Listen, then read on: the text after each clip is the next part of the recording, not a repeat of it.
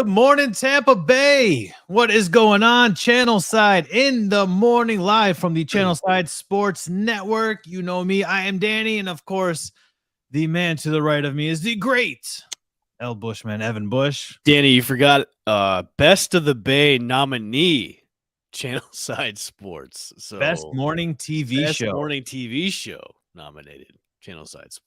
We got some big shoes to fill going into that category, man. I know. Fox 13, Good Morning America. Like, hey, it's an honor to be nominated, though. I mean, that's humbling for me. You know, it'd be fun. We should have Charlie Belcher on the show. I'll reach out to him and be like, hey, so what's it like to be nominated with the small-time sports blog like ourselves? I'm serious. It'd be kind of a fun, funny idea. I think he'd go for it. Be like, Charlie, come on the show. We'll talk about our nominations, and then let's pump up our numbers. Let's do this. Let's beat Good Morning America. You know, some That'd local guys. Yeah. I just find it crazy that Good Morning America that's a nationally syndicated show. Yeah, that's what I was kind of confused about. Yeah, why would they have a nationally? I mean, obviously it's syndicated in the area, but it's not local. Like in Best of the Bay is Best of the Bay. It's not Best of National. Right. Yeah, that's called the Emmys. Yeah, exactly. That's not even fair. An Emmy Award winner. If they didn't put in the national shows, would it just be us and Belcher? No, Good Day Tampa Bay is there as well. Oh, okay, gotcha. Yeah, there's all of the actual morning shows are there, including ours. But I mean, hey, that means we kind of made it. Okay. Hey, man. Kind of made it. Roll out the red carpet, strike up the lights. Hey. In all honesty, we definitely appreciate it. We've got a lot of debate topics lined up here for you today. We're going to be going a lot of Bucs news to start the show. We're going to wrap it up with the Rays, obviously, because the season's kind of winding down for baseball. And hop into the chat. If you're on YouTube, hit that subscribe button. Please hit the thumbs up. That helps pump the show up. Put it on YouTube's homepage. And we want to hear from you guys as we're going through this stuff. Whether you're on Twitter or YouTube or even Facebook, let us know. Chime in as we're debating. If you got a good comment, we'll chop it up with you and we'll throw it in on there. We also want to know from you if we should start wearing suits in the morning because we're nominated now. I think we should be more polished. We should wear suits and ties, maybe a bowler here and there. Should I shave my beard? Should I lose the hat? No, God, no. So we want to hear from you. We've already seen beardless Evan. Yes, I know. It's not a pretty picture. Yeah. We're gonna start it off like this. Are there any threats in the NFC South? And the reason I'm asking this is because Bill Barnwell of ESPN gave the Buccaneers a 59.4% chance. I'm sorry, 54.9% chance of making the playoffs. That's low. Which is super low because they're the second favorite to win the freaking Super Bowl, according to all sports books. And the reason why he says is they have a lot of questions at interior offensive line. And I get it. I understand. But you still traded for a Shaq Mason, right? Who was still one of the top rated and top graded interior offensive linemen. And I know we lost Ryan Jensen. And I'm going to tread lightly because he's injured and we love Ryan Jensen. But Ryan Jensen was the fourth best blocking lineman on this team. And was considering a retirement if Tom Brady didn't come back. Right. And he's back. And he's back, yes. Look, I know J.C. Treader is available. And people continue to tie J.C. Treader to the Buccaneers, but that's not as easy as it seems, Evan. That's not like a cut and dry thing. You got to remember, he's the player president of the NFLPA. Right. He represented Antonio Brown when he went after the Buccaneers. It's not cut and dry. You can't just say, hey, J.C. Treader, come on over. I'm sure there's a little bit of bad blood between the Buccaneers front office and J.C. Treader because he was simply doing his job. And there's nothing wrong with that. But there's still going to be some bad blood. You can't tell me there's not. Well, I also think too is if they're going to try and maybe bring in him, if he's being considered as one of those veteran options at center, you needed to kind of bring him in now, bring him in hey, a couple weeks into the season, bring him in during training camp, That way he can get acclimated with the system. He can start that relationship with Brady, because if you try to bring him in like a few weeks into the season, you're kind of giving him a disservice too, because you really have to bring him up to speed like pretty quick, instead of if you bring him in now during training camp, where training camp is almost like a slow process of, hey, this is what our offense is like. These are the play calls. This is how Tom does it. This is what Tom likes. Like, if you're going to do it now. I wouldn't wait. Right. Well, but you know what? Robert Hainsey's looked good. True. Throughout training camp, Robert Hainsey has looked good, and he's learned a lot. Yeah, he's had 31 snaps in his professional career, but he also played a lot of center in college. He did play guard in college as well, but he played a lot of center, and he's looked good. He's looked good enough to fill the shoes of Ryan Jensen. Also, too, Danny, I mean, the amount of money they'll save too if they don't bring in Shredder too as well. They got what? How much left in cap space? Maybe about $9 million. Yeah, so I mean, you could save that $9 million for something else down the road if they need to bring in anybody else. When it comes to a veteran or whatever. And you need to have a fail-safe for an injury, right? So I don't think they're going to bring. I don't think at this point they're going to bring in Shredder or anybody else to fill in that veteran presence. I don't think so. And I don't think they need to. No, I don't think they do. I think they're set up for success where they're going to be. Listen, you're going to have miscues. You're going to have plenty of times during the season where, guys are going to get past Shredder and get to Brady. It's going to happen. I mean, obviously, Jensen is a huge presence in the locker room. He is the captain of that O-line ship, but like things like this happen. So you have to adapt and you have to move forward. And I think with the Bucs is they're going to stick with what they have and they're going to roll with it. Next man up. Yes, exactly. The Buccaneers lived by next man up last year, and they almost got back to the Super Bowl the second year in a row. I mean, you have to look at that. This team is deep overall, which we're going to talk about later on in the show about how deep the team is. But who do you think? Like, Carolina a threat? I don't know really how he bases the 54%. Like, out of the other three teams, which look, I think the only logical team, and I think this is because of how they've beaten us during the regular season, is obviously the Saints. Like, the Saints are obviously the biggest threat, because looking at the other two teams, I mean, come on. The Falcons are just the hugest question mark in this division right now. And then over at Carolina, they're still kind of a mess too, because is Baker obviously going to be the number one, because they're saying now it's his job to lose, but how is he going to be performing in that offense as well? So and the other, like with CMC, with all the other offensive question marks and their defense too, I would say it's almost like the Saints is like the default setting on this, where they're like the actual threat. Yeah, I mean, Carolina's because look, New Orleans brought everybody back pretty much with all their salary cap wizardry, whatever what that word is. They did in the offseason. They brought pretty much everybody back, and they brought guys into the fold that were free agents as well. I mean, the only question mark they have is Jameis going to be Jameis? Is Jameis going to be Jameis like he was in Tampa Bay, or is he going to be this new Jameis, where he's a pocket passer and he's more of a game manager instead of trying to throw like 30 picks and 30 interceptions and trying to throw over 5,000 yards? And how's that knee going to heal? And he just tweaked his ankle too. Right. He's got all three of the other teams in the NFC South have quarterback questions, right? Because you just touched on it. You don't know what quarterback you're going to get with Jameis Winston, and you don't know if you're going to be able to get a fully healthy, fully mobile Jameis Winston. That's also another thing that you have to consider, is you don't really know if you're going to get Jameis Winston we saw for the first 7 games last season, which was a vastly different version of Jameis Winston. Oh, I mean, also, too, like the Alvin Kamara situation, too, as well. Is he going to be suspended? Is he going to be out the whole year? I mean, with now... Did the NFL forget about this? Yeah, I know. Now with the NFL appealing the Deshaun Watson 6-game suspension for him, is they're looking for a full year now with Deshaun Watson. So with Kamara, if Watson gets a full year, Kamara is screwed because there is actual evidence of him doing this. So it's just with the other three teams, it's question mark, question mark, question mark. But with the actual logical question or answer to this question is, it's the Saints because they give us so many problems during the year, and that's every single year during the regular season. But when it comes to like playoffs, they are not. But it's just regular season threat would be the Saints. That's it. That's all I got.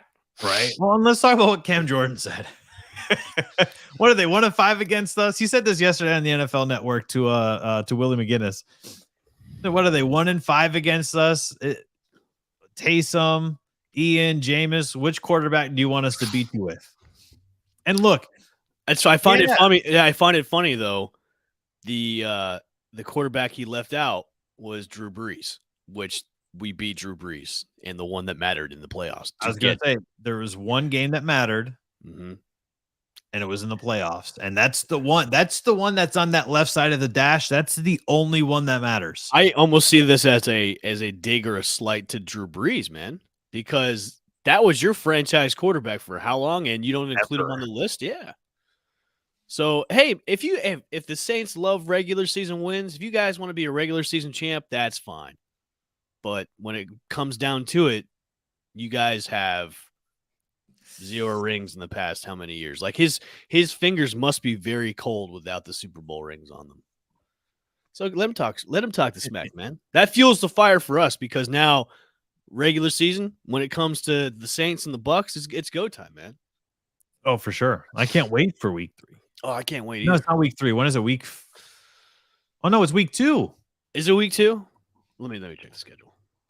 Because they start, obviously the Buccaneers start. Why am I drawing a blank here? They start the season off against Dallas in week 1. Dallas. And then, hold on, let me check this. We should know this too. God, we're terrible.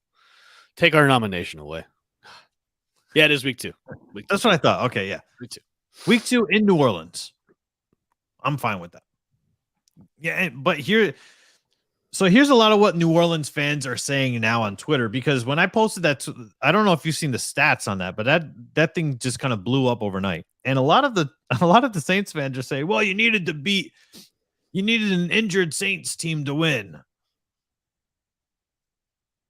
I mean, did you guys forget that we were injured? The Buccaneers were injured when they beat you too. Right. Saints fans and Saints players have a very skewed memory and point of view when it comes to when they play the Bucs. You guys spend too much time on what is it, Bourbon Street? Bourbon Street, yeah, Duval's in Key West. I went to Key West. Yes. I went to Key West instead of New Orleans. But I'll tell you what, man, you can't give me enough beignets. You can't. I have never had a beignet. All right, that's gonna wrap it up for us. Traveling to New Orleans immediately.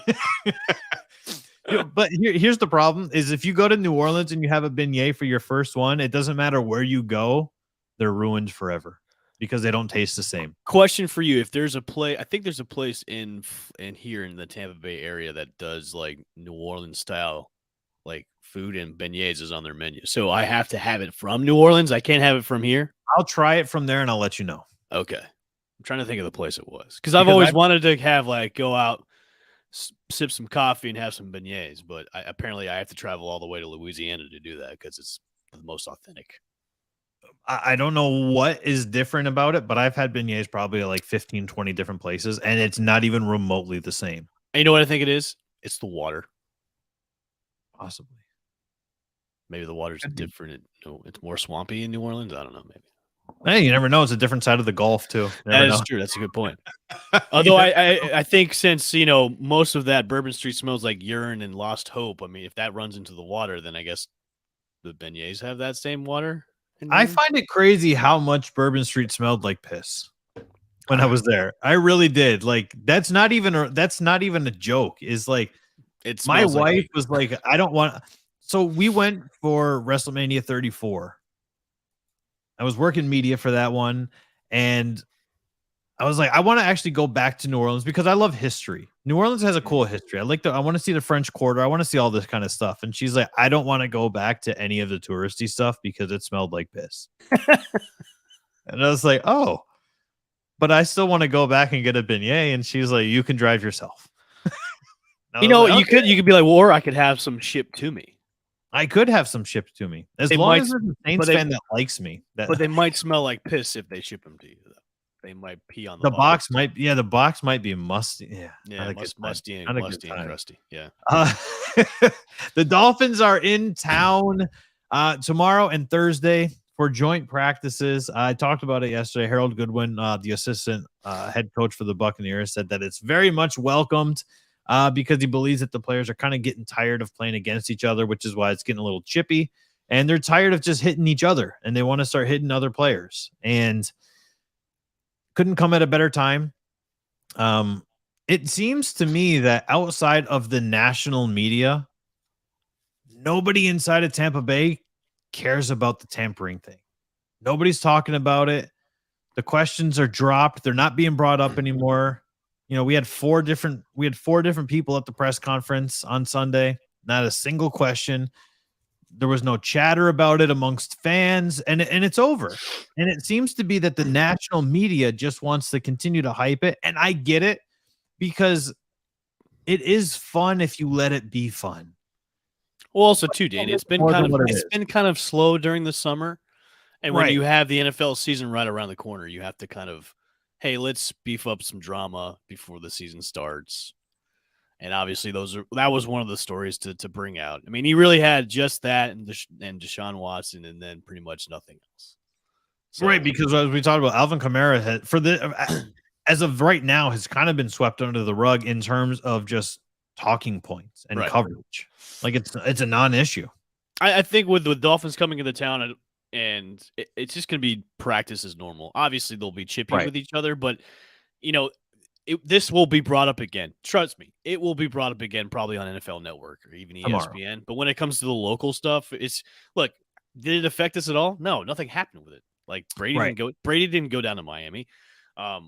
We didn't get, then nothing happened to us because we didn't do anything. So I think it's just going to be, it'll be another blip on the talking point for ESPN and NFL Network. Ooh, how are the Bucs and Dolphins gonna practice with each other with all the tampering stuff going on a few weeks ago? All those things, like, they don't care.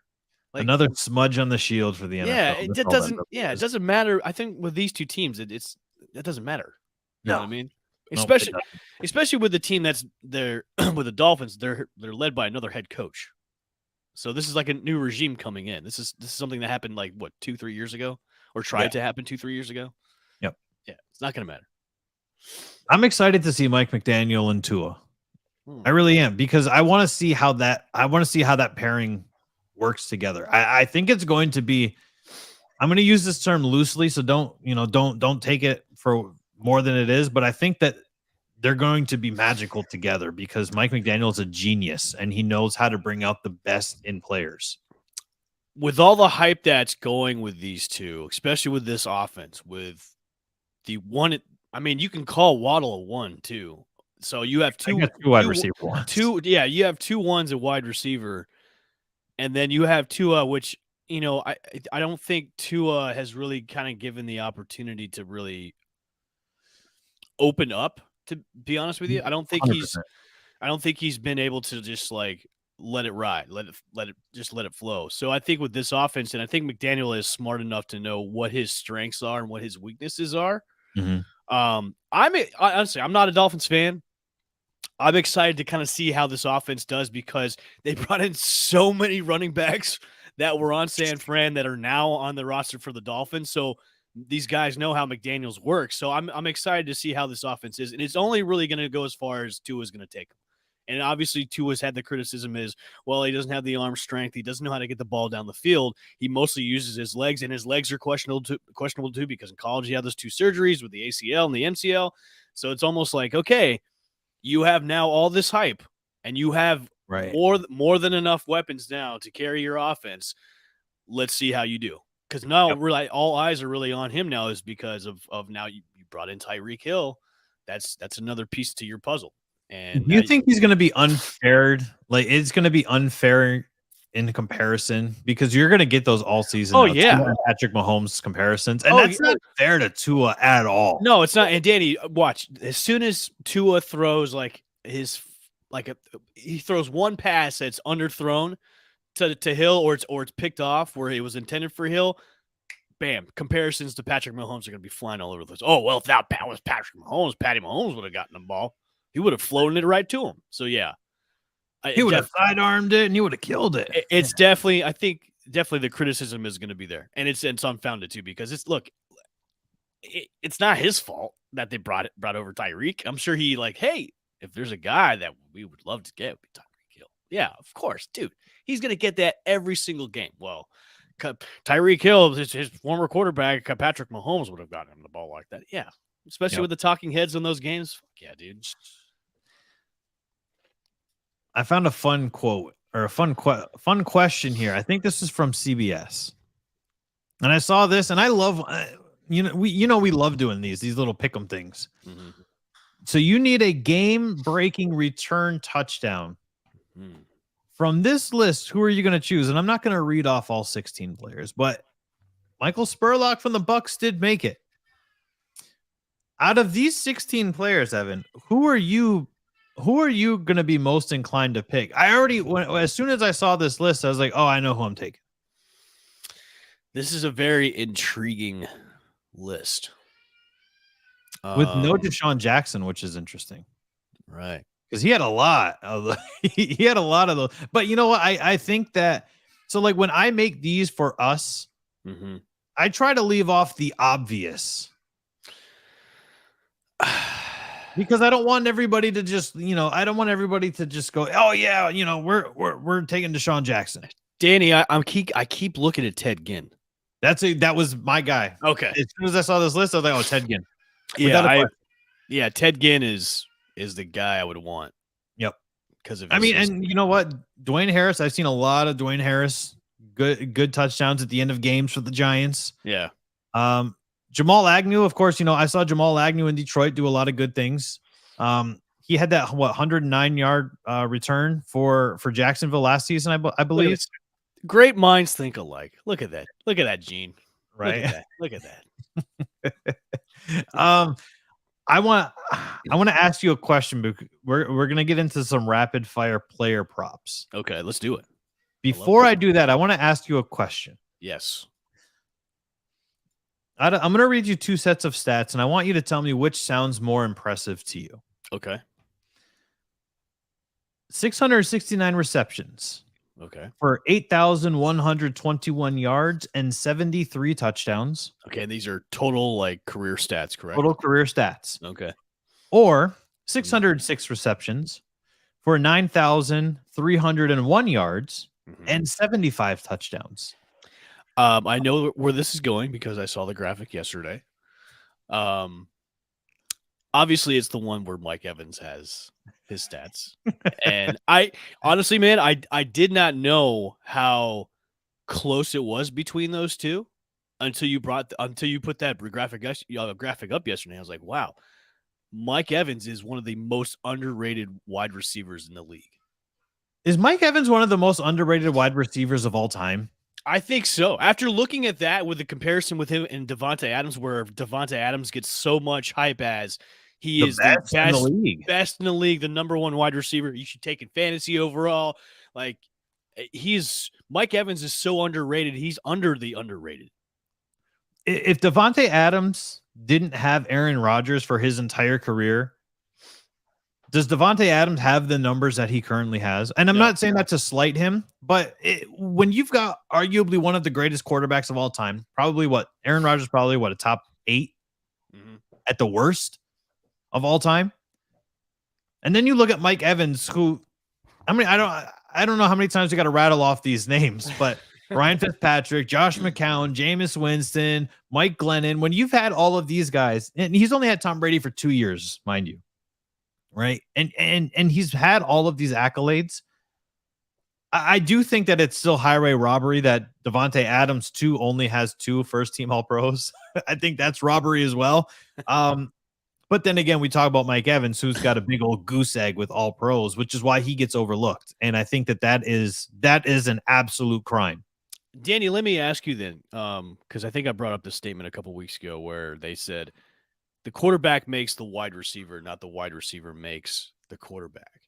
Now, in Mike Evans' situation, since he has 4 different quarterbacks and how many years he's been in the league, right? Is that the same for him?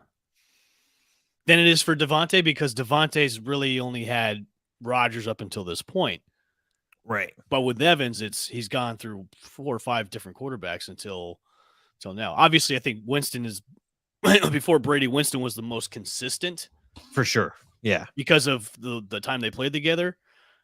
But in Mike Evans' case, isn't it almost the wide receiver makes the quarterback in that situation?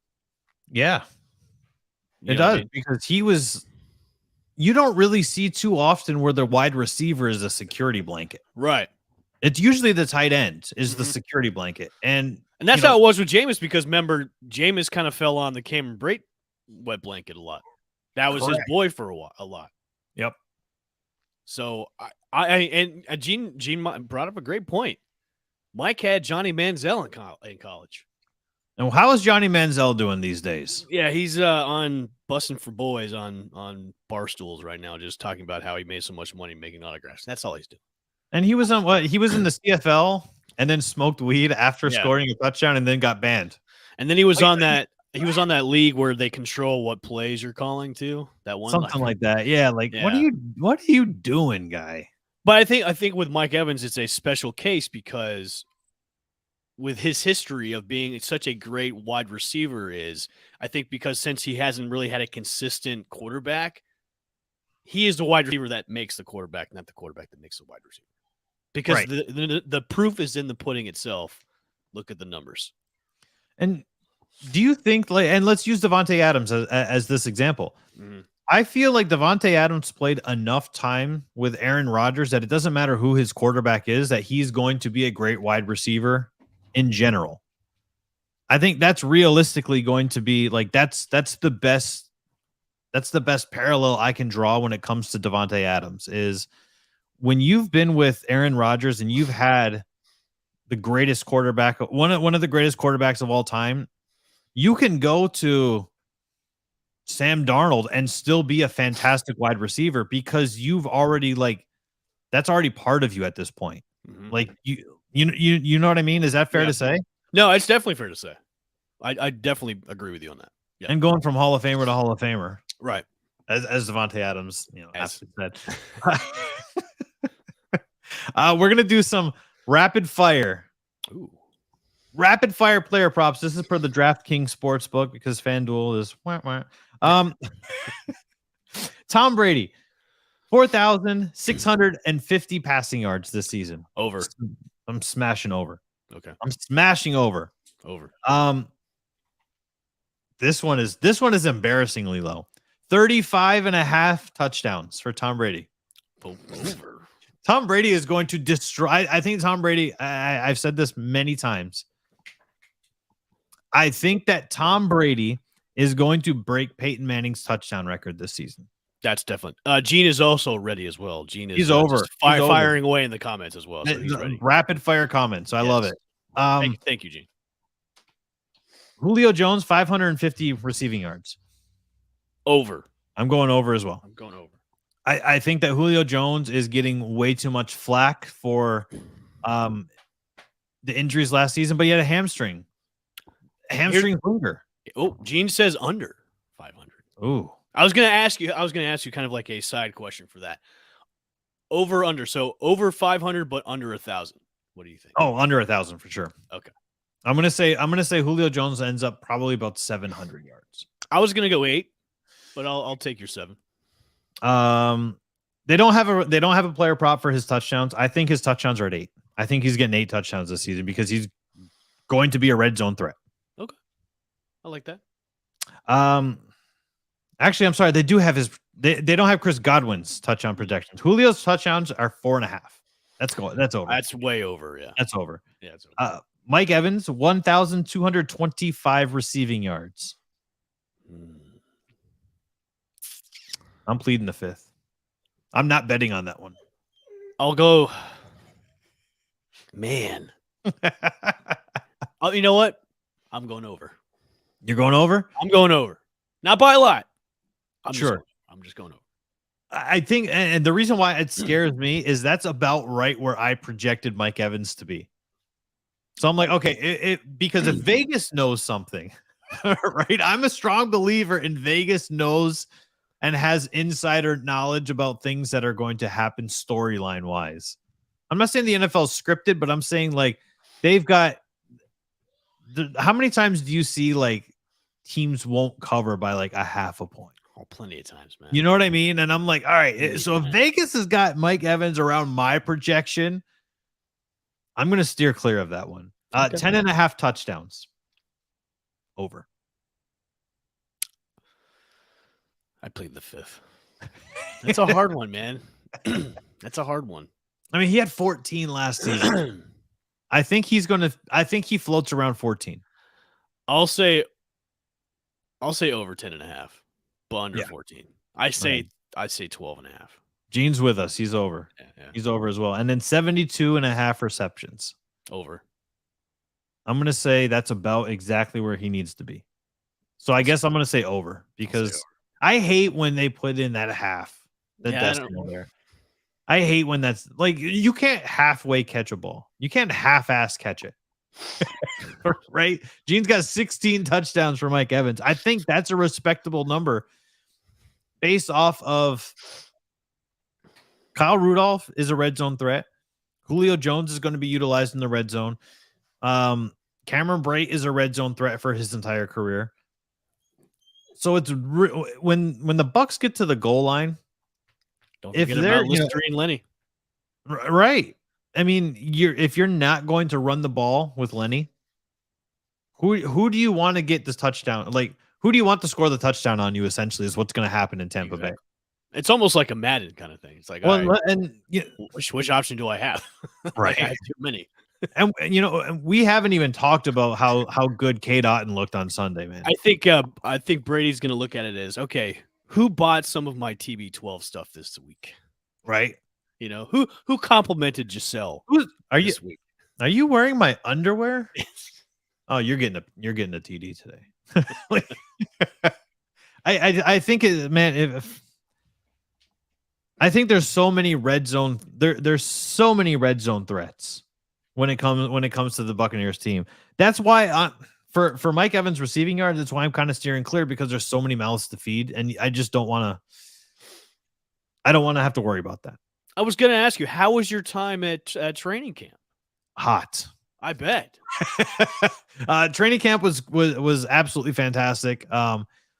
First time being a Buccaneers training camp. I've been to Lions training camp. I've never been to Buccaneers training camp. And do they have you guys kind of like in a separate area for media, or are you guys kind of like mingled in with the fans that are there? So there is a media tent. It's kind of off to the side where Scott Reynolds and Casey Phillips do their pregame show for Buccaneers.com. Yeah.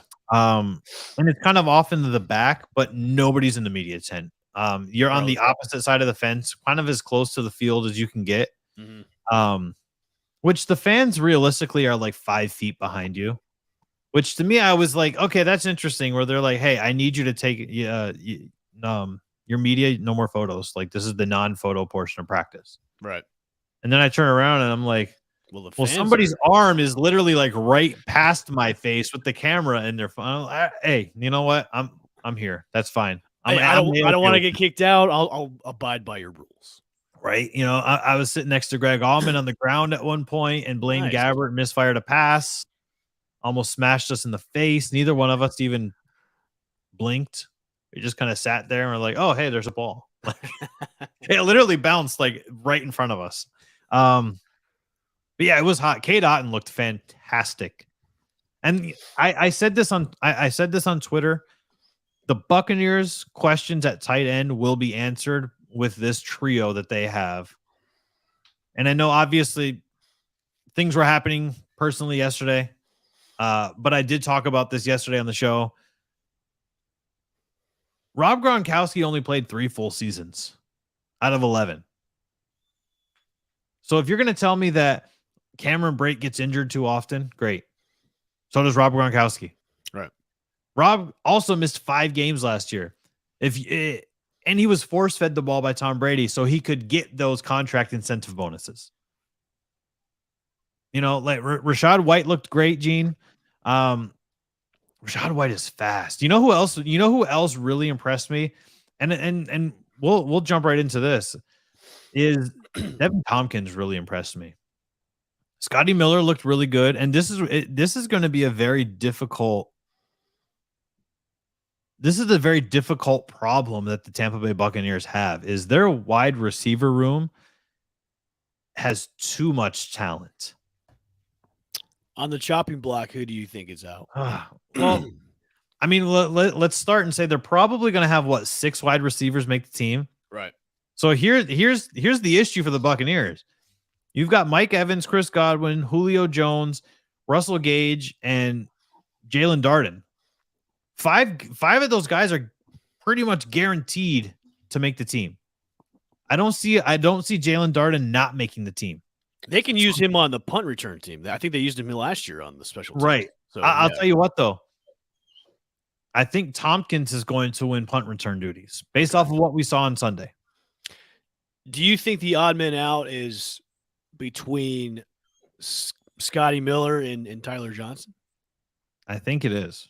And I think the odd man out is Scotty Miller because he can net a bigger return in a trade, which is sad to see, because Scotty Miller is kind of like the Brett Phillips of the Tampa Bay Buccaneers.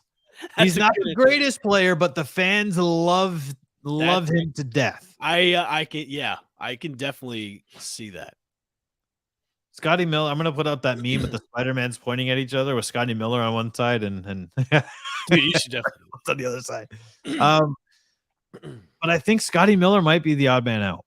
Okay, I really do. I can see that too. And it's sad to say, like Cyril Grayson, I think makes the team just because his speed is too impeccable to not make the team, even if you're just going to use him in a returning fashion. Yeah, it's a good problem to have, but it's also a problem. Right.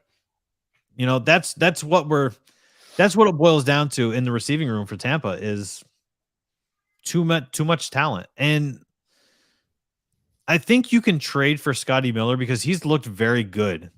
That's what makes it difficult to kind of like pinpoint what they're going to do though, because Scotty Miller's looked great this. I'm trying to look at the overall values of everybody that's on there that is possibly going to not make the cut, and Scooter is definitely the one that has the most value going into because you can get a draft pick or two. I don't know. Right, and he had that great catch against Green Bay, and everybody remembers that about Scotty Miller. Like that's where you are with Scotty Miller is you know that you're going to get a fast guy that runs deep routes. Is Darden that valuable? I think Darden is valuable for the reasoning that they want him to make the team, Gene. That's why they drafted him. Right, and I think that's Darden is quick in his cuts too. When he was individual drills, Evan, Jesus. I think the value of him, and we saw this last year too, with how he progressed so quickly too as well. Right. And there was a lot of talk about him. Hey, if Godwin goes down, what if Darden could probably fill in for that role during the year. Right. And especially when the way the high pick they used on him to draft him out as well. I like Darden. I've been high on Darden too. I think he's still underutilized. That's only because they have so many mouths to feed on the team. Yep. So it's no different this season either. So Darden's going to be under whoever's in the 4th, 5th, or 6th receiving spot. I think is going to be underutilized forever because you're always going to get outshined by Mike Evans and Chris Godwin. Always. The Buccaneers have the problem of realistically having also 2 wide receiver ones on their team. Right. I will argue that to the death, and I will die on that hill that Chris Godwin puts up wide receiver 1 numbers. You can't tell me that he doesn't. Whether you think he's a product of Mike Evans or not, that's whatever. That's debatable. I mean, Danny, looking at it, we have 2 sets of 1s and 2s. We have Evans and Godwin, and then we have Jones and Gage. We have 2 sets of each. So, I mean, yeah, it's a good problem. It's a double-edged sword on this one because you want all these guys to make the team because we want these guys to be on our team. We don't want them to go anywhere else. Right. But man, I'd hate to be Jason Light on this one because there's so much good talent that, who are you really going to let go? Oh, if I'm Jason Light, I'm having Bruce Arians make the decision. I would say that guy at. I would say from the outside in, I think Scotty is the most one that holds the most value. Yeah. If you're gonna cut him or try and trade him to somebody else, he's the most value that you have because you can get a late round pick. Yeah. Get something, and I think that he's going to net the most return. You should definitely put out that Spider-Man meme. I definitely might. You should. James Wilder Jr. posted this yesterday on his Twitter, still asking, I should say, why is his dad not in the Buccaneers Ring of Honor? Says this man's got a key to the city. He's a man of the community and has all your running back records. Why is he not in the Ring of Honor? Well, Evan, I think because he's not as popular as the other guys that are in the Ring of Honor. And you don't hear much talk about James Wilder as you do the Rondé Barbers or the Derek Brooks or the Simeon Rices or the John Lynches. But he's the best running back the Buccaneers have had. I understand it, and he should be in the Ring of Honor, but he's not that. He's not like the Bucs, like one of those Bucs players that you constantly hear about. He's not the Mike Allstars of the world. You don't hear about him as much. But do you think that has to just do with, and I don't want to say recency bias because that's been a long time ago, but James Wilder was a long time ago. Right. That's a lot of the fan base that is on social media now. Never heard. Wasn't even around when James Wilder was playing. And he's in the same era as the Leroy Selmans of the world, but that's Leroy Selman dominated that kind of era of the best Bucs player. Mm-hmm. It's not like I know look, he should be in it. Without a question, he should be in it. I mean, he's 5,957 rushing yards with 37 touchdowns. Not to make fun of Gene, but Wilder was on the team back in the day. That's how old Gene is because Gene is ancient, and then he saw him play. So this is true. So you look at it now I think they've been focusing on the teams of that Super Bowl era to put in the Ring of Honor. Right. You know what I mean? Yeah. Because right now, after those guys are in that era of Bucs players, who are you really going to put in it after that? The last of the Super Bowl team is, they're already in the Ring of Honor. I don't think you can really put anybody. Maybe is Warwick Dunn in it? Is he in the Ring of Honor? That's a good question. I don't think he is. I think Warwick Dunn would be one of the guys you could put in the Ring of Honor. Would you put Warwick Dunn in before you put James Wilder in? On the spot, Evan. I'm going to say yes. Now, hold on, Gene, because I know you're going to roast me. I would put him in because more people know. He's also a Buck. He was a Buck before he was a Falcon, Gene. Come on. Right. More people know the name Warwick Dunn than they do James Wilder. And that's why I think he'll be in. Gene's roasting me on the comments right now. I think that's why you'll see probably Warwick Dunn in before James Wilder is because they know the name. They both should be in there. And I'm not saying you're wrong. Yeah. Like I said, for me, it's hard to. It's a hard question because you know what? We should put this on Twitter. Why hasn't James Wilder been in the Ring of Honor yet? I already put it on Twitter this morning. Okay, good. It's already taken off. It's good. it's off to the races. I want to know how they picked their nominees for the Ring of Honor too. Well, we talked about this because early in the show. Because honestly, too, Danny. Okay, now going forward for the Super Bowl team that won it 2 years ago. Okay, do you put Gronk in it, even though Gronk was only with the team 2 years? Right. Do you put Brady in it? Are you putting those guys that aren't like Buccaneer lifers in the Ring of Honor, even though they brought you a Super Bowl, especially Tom Brady? Are you putting Tom Brady in our Ring of Honor? I think eventually Tom Brady does go into the Ring of Honor for the Buccaneers. Okay. I mean, it's hard when you have the greatest look, and I know people would argue Derek Brooks is is the greatest linebacker of all time. I know people do argue that, whether Lawrence Taylor, whatever, right? But when you have the greatest player at a position on your roster, I think you have to honor that after they're gone. Do you do you put Tom Brady before Jameis Winston in the Ring of Honor? Absolutely not. Put Jameis Winston in the Ring of Honor when New Orleans comes to town at the end of the season. Right. Good Lord. I find this pretty fun. I always love these because it wasn't that long ago that our Buccaneers used to make these lists. Worst to first, Evan. Giants, Seahawks, Lions, Panthers, Jets, Broncos, Ravens, or Jags. Which team is the most likely to go from worst to first in their division? And let's immediately rule out the old Carolina Panthers because they're not going to win first. Put the list back up there because you can't really put Baltimore on that list because they were above 500 and they were just in a stacked division. I mean, and they also crumbled at the end of the season because they had a lot of injuries. Right. I don't know if I mean, obviously Baltimore could be a worst to first.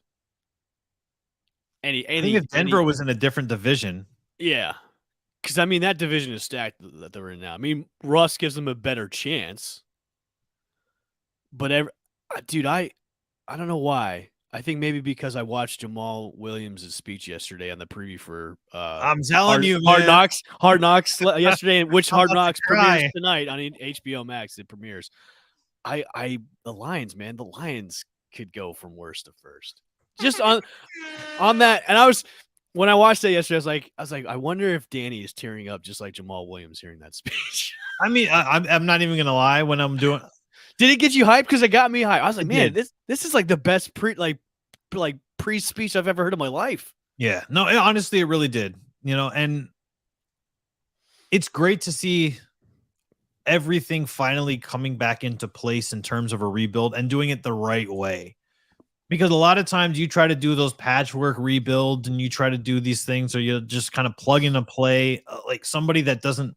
When you don't have a system, you can't plug and play, right? And that's the biggest thing. And I think that this NFC North division is kind of wide open. Mm-hmm. I really do. I think that the Packers are getting way too much credit. I good defense, yes. Aaron Rodgers, yes. But after that, like Aaron Jones, he gets injured a lot. AJ Dillon is a great running back, but here's the thing: does AJ Dillon really catch passes? No, he can. He can, but he hasn't shown us that. Right. Like he hasn't shown us that he's a pass catching threat. If you ask me if I think Rachaad White or AJ Dillon are going to have more receptions, like who would have the most receptions, I would say Rachaad White will have more receptions than AJ Dillon will this season. And that's even if Aaron Jones goes down with an injury. I'm looking at the Green Bay Packers as kind of like just a solely different team without Adams there. And then you have Rodgers, who's taking ayahuasca now, so he's like in a different headspace. So maybe you'll see the field different. I don't know. I think with the other couple of teams in that division, with Minnesota always crumbling, and then Chicago's like 2 years away from, I think, being solid. Yeah. I think the Lions really are going to give maybe the Packers just the best. They're going to give them more trouble than anybody in that division. I think you're absolutely correct. I really do. My heart, because I know you're a homer on that because that's your team, but with the way Detroit's really kind of they've drafted pretty good, they've brought in free agents too, and with the direction they have on that team, and just Dan Campbell just wanting to bite kneecaps and just throw down and drinking like 8 cups of coffee in the morning, plus he's mainlining Red Bulls too. Like that team's gonna be, it's gonna be fun to watch that division because it's just so wide open. I think. Yeah. Did you see the quote that Dan Campbell had in the first trailer for Hard Knocks that just came out before the Jamal Williams? No, I didn't see that one. No. So we're going to tread water until we make you effing drown. And I was like, dude, like that's awesome. If we ever needed to replace a head coach in Tampa, Dan Campbell's first on the list. Please bring this man in. You He's know a who- media's dream. You know who he reminds me? He's like if Stone Cold Steve Austin and Ric Flair had a baby, you would get Dan Campbell. Because he sounds like Stone Cold when he's talking. Well, we're gonna go out there right now. We're gonna just buy some meat cash and everything, and that's the bottom line because Dan Campbell said so. You know what I mean? That's Dan Campbell. Give me a hell yeah. Give me a hell yeah. That's the bottom line. line because Dan Campbell said so. Let's go, Detroit Lions fans. Absolutely got to love it. Yeah. As we wrap it up here, the Rays got some help yesterday, even though they were off. The Mariners lost. The Rays are up a half a game in the second wild card spot. Of course, they're traveling to Milwaukee tonight. Here's the problem. Jakob Bonus is starting tonight, and he's a relief pitcher. He's got a 40.5 ERA in the 0.2 innings pitched for the Rays this season after acquiring him from Miami. I don't know. I don't care about the ERA. I don't care about the innings pitch. I care that this team is so banged up at pitcher that they've got relief pitchers starting. Next man up, Danny. Is that even a next man up thing? I don't go from hey, you pitch very little to hey, you're gonna pitch a lot. Like, how do you prepare for that? I don't know, but I'm looking at this as like out of all the arms that you have available in the bullpen, he's the guy that you're tapping to start. Now, obviously, this is more or less going to be a bullpen day because he's got to pitch, X amount of innings before they can yank him. Mm-hmm. But out of all the other guys, he's the guy. I'm a little confused about this. Now, you're going against Milwaukee. Milwaukee's still kind of in it. Right. Yeah. Milwaukee's not a slouch of a team. And these are the games that matter, too, because you're going into this weekend against the Baltimore Orioles, who are only a game behind you for that second wild game. So I just – some of these questionable things just boggles my mind when it comes to this sort of stuff. Like you have them nipping at your heels right now. Baltimore and Cleveland, they are behind you by a game and a half for the second wild card spot. And the Mariners are behind you by a half a game. No, the Mariners are up one game. They won. Are they up on them on the wild card? Yeah, I'm looking at it right now. Oh, maybe it wasn't updated. It's the most updated I have. Well, ESPN has Toronto and Tampa in the wild card. Then maybe this is an old page. A half game up. Oh, yeah, they just updated it. God dang it. Yes, you are right. So, I mean, look, but here's the thing, and we've talked about this a lot. This is going to be a very wild ride to close out the remainder of the season. Mm-hmm. Do the Rays control their own destiny at this point, or do they need a lot of help as well? And not just because they're banged up, but because it's such a close race. It's definitely you needed a lot of it's half and half. Yes, they control it because obviously you're in it. You're in the spot right now, and you're flip-flopping from the first spot and then the second. They definitely control their destiny. But, and I'm looking ahead, folks. I'm looking ahead towards September, where the schedule is the most brutal for them going down the home stretch. You're going to need help from other teams to help you out to keep yourself in that race. Yeah, so you die a little bit when you look at the remaining. I have a gut punch whenever I look at that stretch. 14 of 17 series over 500. It is the worst schedule to have. Yeah, I'm not envious of the Rays schedule in the least bit, because it's not. You look at a team like the Mets, right? And I'm just going to use them because I think that the Mets have the easiest remaining schedule. Mm-hmm. That's the perfect position to be in.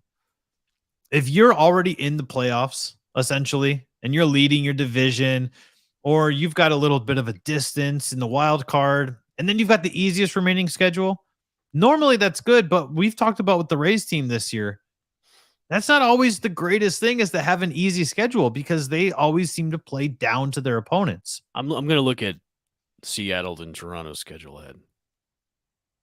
Yeah, Seattle's, oh my God. Like, Toronto's schedule for the next month and a half is probably, I mean, the rest of this month, it's pretty easy for them. I mean, they've got Baltimore, and then they got Cleveland, Baltimore again, then New York, then Boston, then LA, Chicago, Pittsburgh. So the LA, Chicago, Pittsburgh series should be an easy thing. Yeah. And then Toronto ends up September playing us for 4, then New York, then Boston, then Baltimore. So every team in the AL East for their end to end September. And that's a gauntlet in itself as well. Yeah, and then for Seattle, Seattle's got a cakewalk. God. So Seattle has the rest of this month. They've got Oakland, they've got LA, Texas, Washington, Detroit, the White Sox.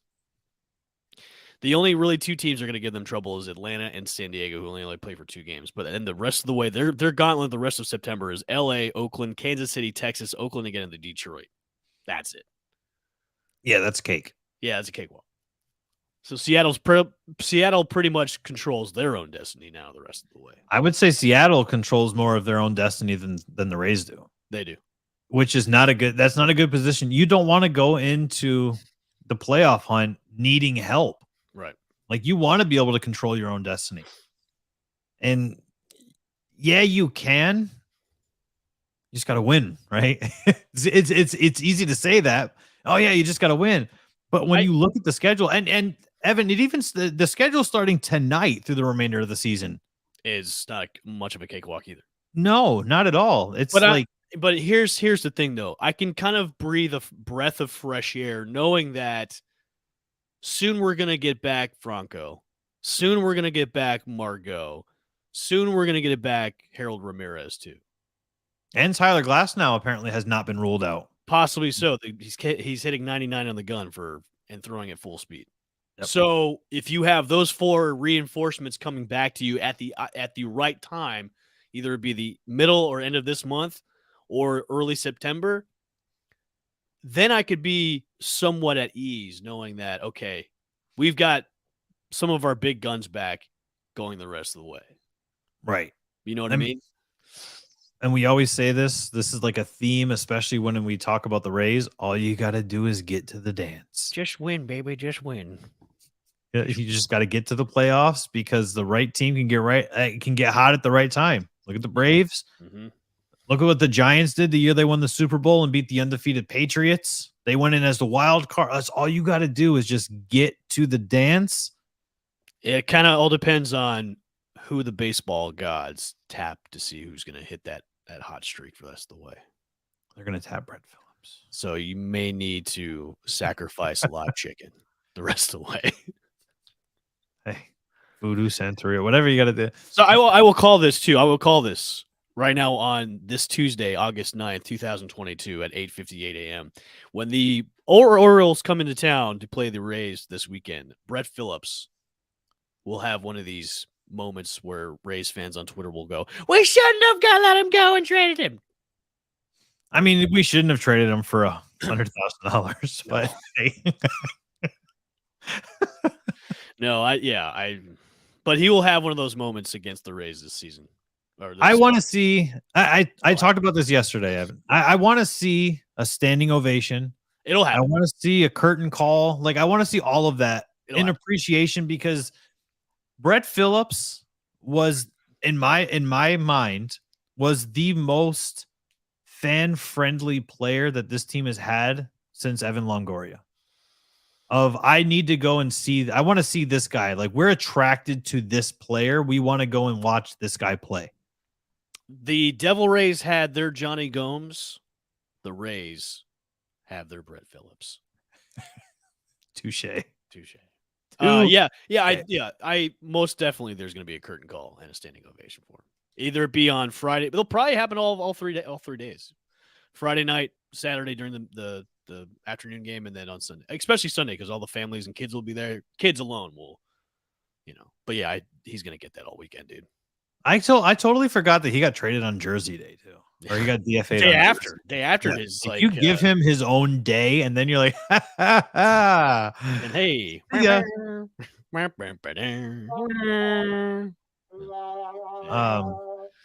Yeah, there's been a lot of those questionable moves. But anyway, that's going to wrap it up for us on this Tuesday edition of Channelside in the morning, live from the Channelside Sports Network. Thank you for everybody that has tuned in across all of the platforms. Thank you, Gene, for chopping it up with us in the chat on YouTube.